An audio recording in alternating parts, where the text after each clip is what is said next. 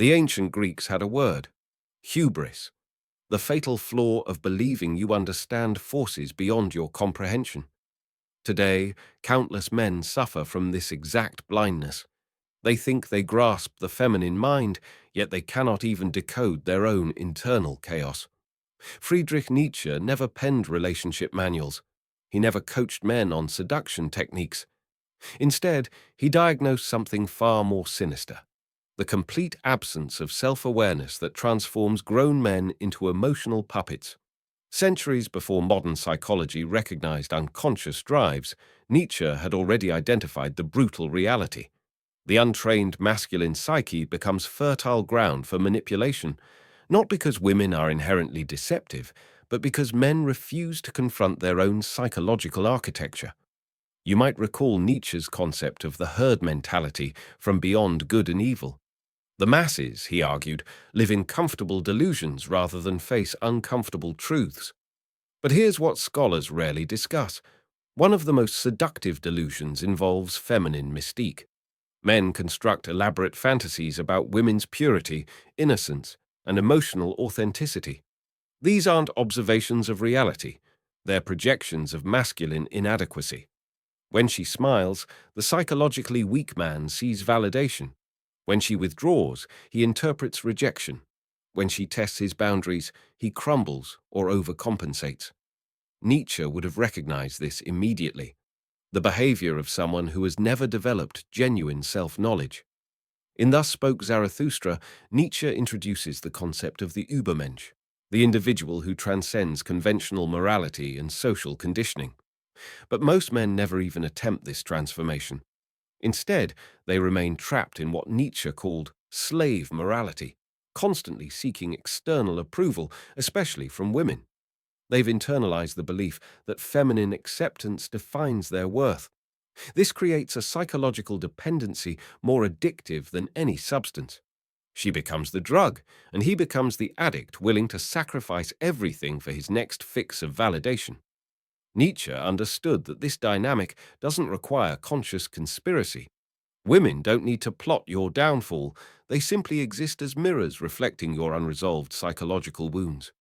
Your desperation for her attention reveals your fundamental lack of self-respect. Your willingness to compromise your values exposes your absence of authentic conviction. Your emotional volatility, when she's unavailable, demonstrates your complete dependence on external circumstances for internal stability. The woman isn't manipulating you. Your own psychological weaknesses are.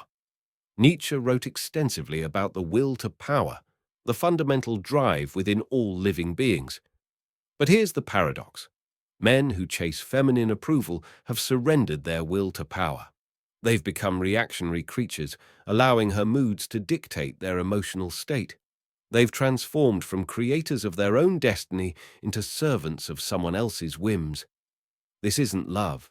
It's psychological slavery dressed up in romantic language. In The Gay Science, Nietzsche explores the death of traditional certainties and the birth of individual responsibility. He argues that once you recognize the arbitrary nature of social conventions, you must create your own meaning. Yet most men never undertake this existential labor.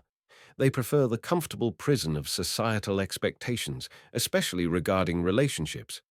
They've been programmed to believe that finding the one will complete them, that surrendering their autonomy proves their devotion, that emotional dependency demonstrates depth of feeling.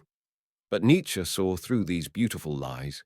He recognized that authentic strength comes from self-sufficiency, not codependency, from creating value rather than seeking it externally, from developing internal resources instead of depleting them through constant validation seeking.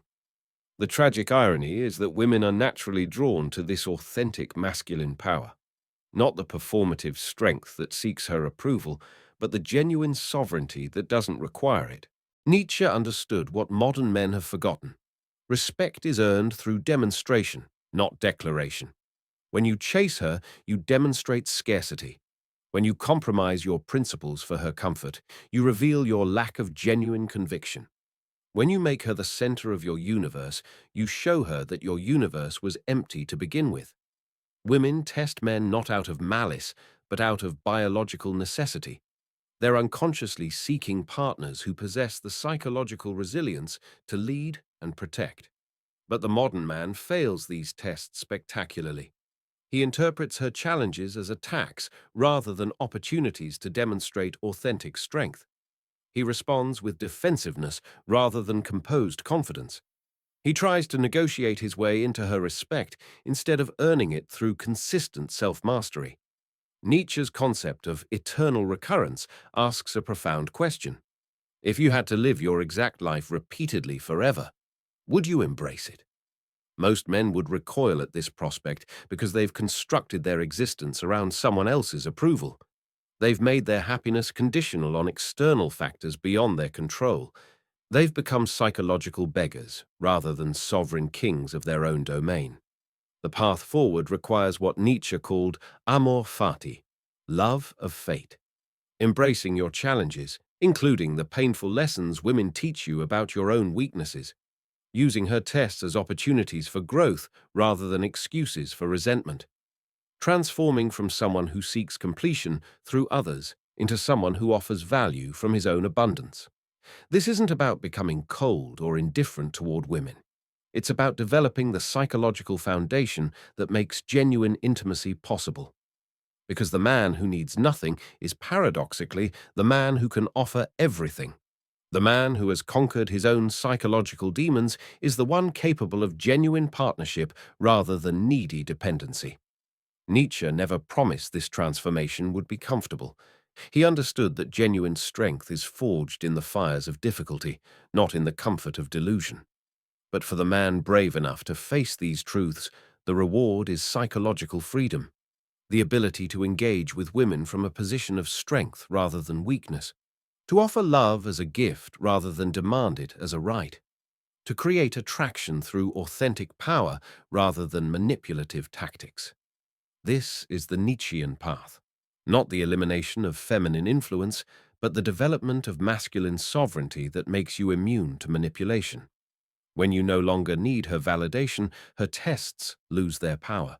When you no longer fear her rejection, her games become irrelevant. When you no longer seek completion through her, you become the complete man she was testing you to become all along. The question remains, will you continue living as a psychological slave, or will you embrace the difficult path toward authentic masculine sovereignty? The choice, as Nietzsche understood, is always yours. But choosing requires the courage to face what most men spend their entire lives avoiding, the truth about themselves. Here lies the ultimate test of your will to power, not in conquering women, but in mastering yourself, not in winning her approval, but in transcending the need for it entirely. This is where boys become men, and men become something greater still. The mirror awaits your gaze. The only question is whether you possess the strength to look.